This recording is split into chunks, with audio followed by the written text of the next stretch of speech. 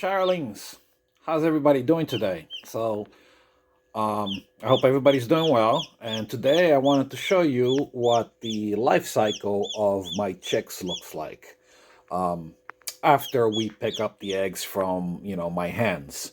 So just follow along with me and let me show you the steps that I go through with hatching my own chicks. So here we go. This is the incubator that I have, and you can see one of my chicks just hatched.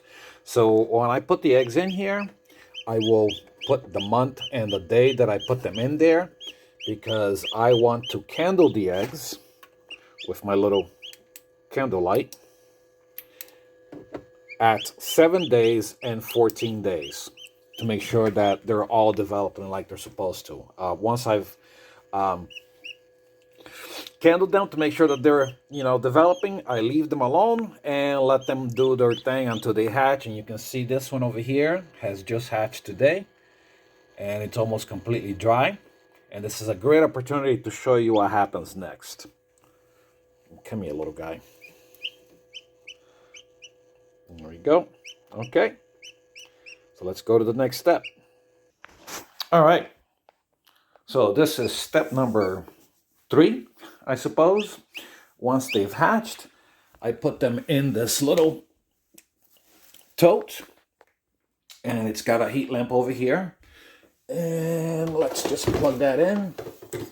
And this is what I call my dry out tote. And they sitting here for about a day until they're completely dry. Now you notice the heat lamp is not pointing down. It's pointing almost across the top. And the reason for that is that I don't want it to point down and cause the chicks to overheat. This is just to keep them warm enough so that they can dry out and they can go out to the next step. So generally, they're in here for about a whole day, so 24 hours, sometimes a little longer, until they're completely dry. It won't hurt them at all because chicks, for the most part, will not eat or drink for the first 24 to 48 hours anyway. And that's the reason why they're able to ship chicks all over the country once they're freshly hatched. They don't need to eat right away because they're still absorbing all of the nutrition and the fluids from the yolk. So they'll sit in here for 24 to 48 hours, usually 24 hours, and then we go to the next step. All right, so this is the next step in the process. So once they've completely dried out, I put them out here. This is a brooder that I built.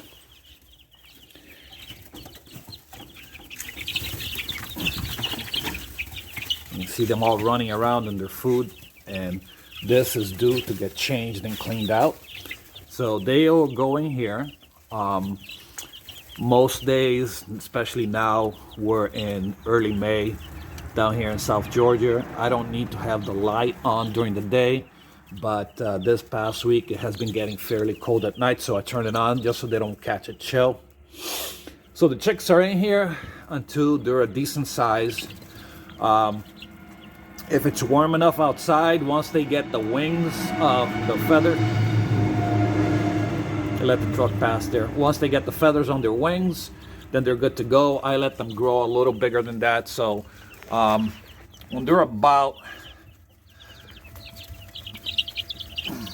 little taller than they are right now,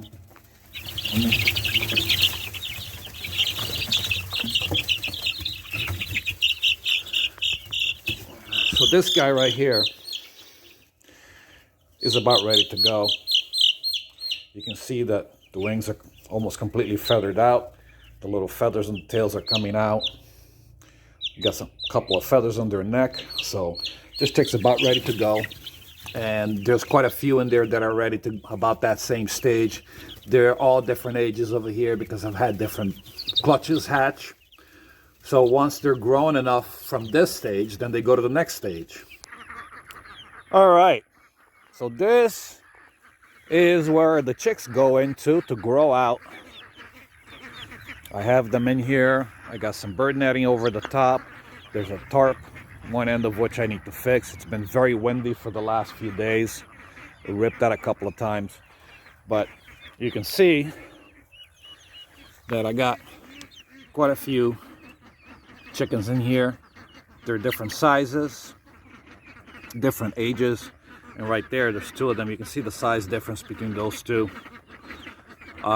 So they're allowed to grow out in here into their decent size, and then I will put them into one of my mobile chicken coops and move them through the property. Oi! I'm filming here. Quiet. You know, ducks have no respect at all. Really? Colonel, what do you want? I ain't got no food right now. All right.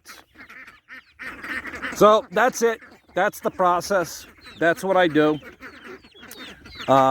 Chicks go in here and they grow out, and then I put them into the coop once they're decent size. I'm letting them grow in here a little longer than I normally do because I ordered another mobile coop and I'm waiting for it to arrive.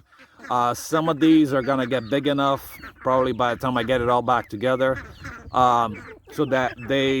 so I can sex them and get the males out and separate them. I'm gonna start a new flock. I'm not gonna mix these with my old flock, but all of these chicks came from the little flock that I have, 15 females with 1 rooster. Colonel. Oh my God, yes, complain. You are a grouchy old bird. And the same thing actually with the ducks. The same process with the ducks. The only difference with the ducks, and I hatched all of these here, is that once they're big enough, I take them out of here, because I did have ducks in there as well. I take them out of here and I let them loose with the adults. And there's one of the adults, there's another one, the original flock, and over there are the other 4. So those right there, that little group of 4 bigger birds, and these 2 right here are the ones that led to all of this. And you can see most of them were there. I got a couple of them over here that like to hang out by what used to be their old home. You see that they're just starting to get their wing feathers.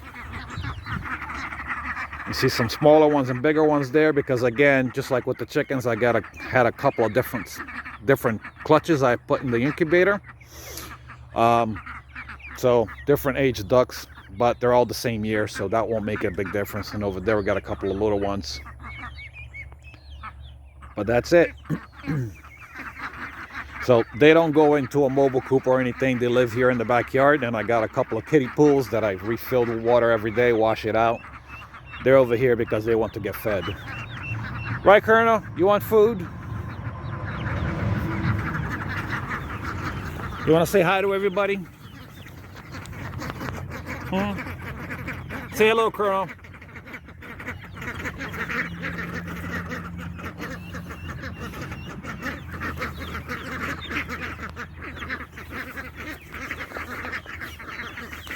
Dirty old bird. All right, everybody. I hope you're having a great day. I hope you're having a wonderful week, and I'll talk to you soon. Bye-bye.